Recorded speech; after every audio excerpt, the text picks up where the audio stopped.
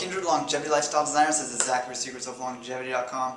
And no, you certainly don't need to take anything. You don't need to take reishi or chaga. You don't need to take any powder or supplement or herb.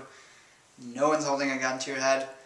However, this mentality that I encounter and I see other people encountering very often in the online nutrition, raw food, superfood world is that you can't be consuming anything if it's not in its absolutely whole, just picked 10 minutes ago state.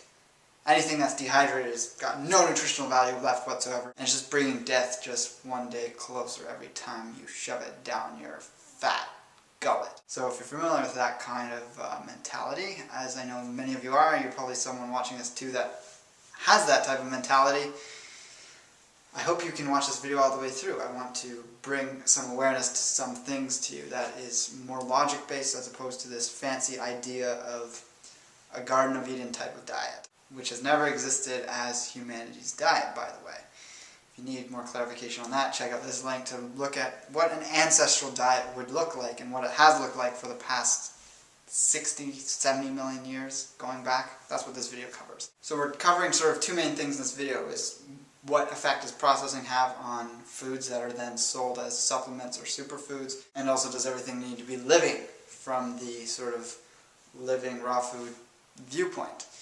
So the first thing, which was the processing, we have to first acknowledge that humans are humans today with their very large brain size that has evolved to be that way because of two things that changed significantly in humanity's past. One was the addition of animal foods, that's undeniable. The next would of course be the introduction of food processing. That's cooking. That's extracting nuts and seeds from their husk by breaking a rock over them. That's allowing some sort of plant material, whether it's a fruit or closer to a vegetable, ferment at some place in nature. As any sort of manipulation that humans took part in with their food in preparing it. So processing, preparing. This idea today of not eating processed food came out of people wanting to get away from the over-processing of food.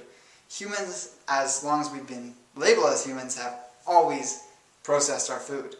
That's what's allowed the most bioavailability of nutrients, has offered the best flavor, and offered the best nutrition to build our great size of brains. So in modern times we have a lot more ways of processing food, some beneficial, some not, that allows us to have a very wide selection of things we can do to our food and types of ways we can eat.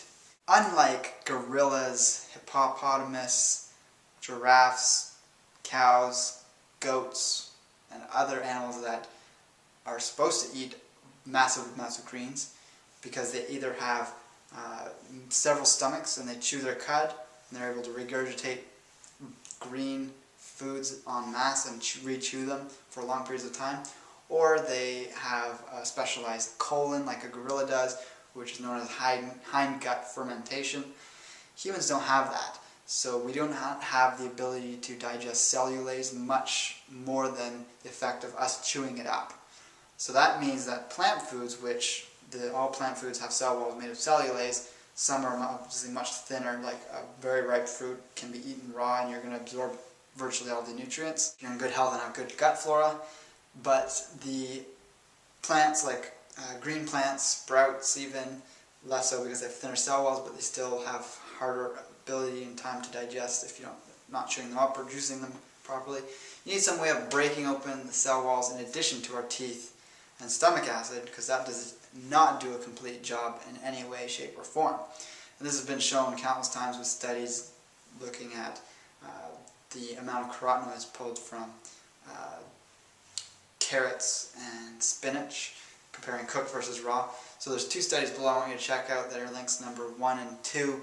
One's looking at the thing I just mentioned, the other one's looking at meat and potatoes and their digestibility as compared to raw versus cooked. So there is even the soft-celled animal food tissues and foods that there is indication that cooking actually increases the digestibility and absorption of them.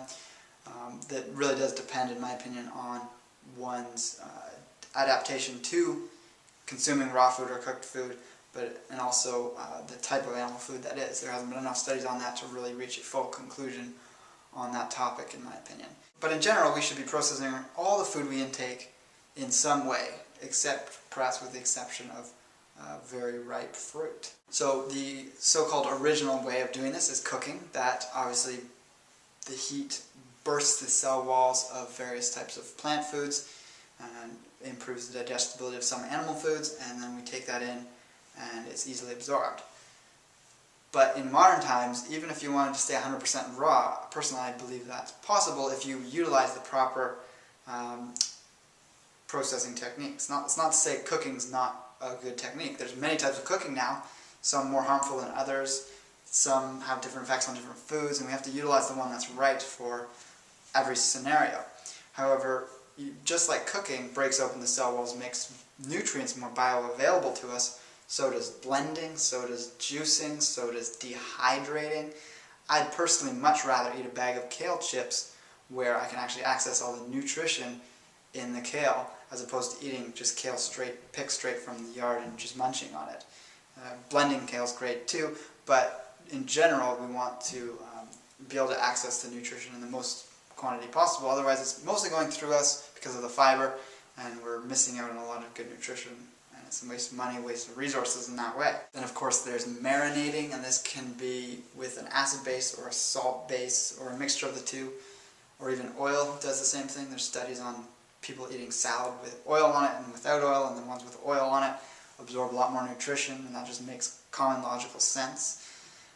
So the marinating with like lemon juice or vinegar, with the oil like a salad dressing, or with salt, if you think of massaged kale salad, that helps, when you leave that for a period of time, helps break down the cell walls and burst out the juices and contents of the cell, which affords us the nutrition. So if I were to take a piece of kale, put it in the dehydrator, take it out, put it in a mortar pestle and crush it up so that it was almost a powder, a lot of people look at a powder and think, oh, it's processed, this is going to be bad for me.